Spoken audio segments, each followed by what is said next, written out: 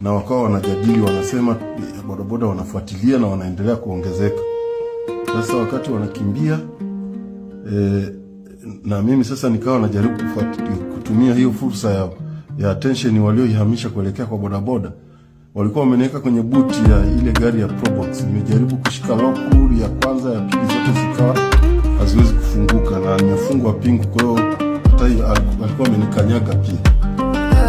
Nikahangaika.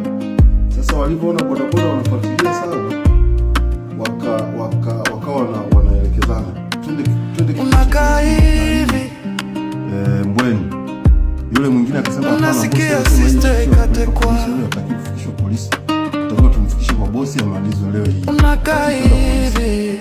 Kwa hiyo lakini sasa sababu ya kimbia bodaboda wakajikuta wamepita, wamefika ule msitu wa pale Mbweni.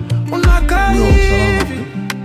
Sasa mimi nimeona mwingine jana tena pale, wakaona wana fursa sasa ya kukabiliana na wale wa bodaboda. Nimeona pale, nimeona mtandaoni pale tikatekwa, unaangalia mtu kaumizwa, niko kwenye hizi ni ajenda maalum.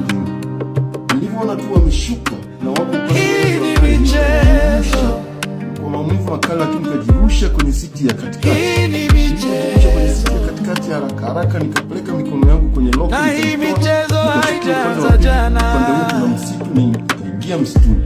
Hii ni michezo haijaanza jana.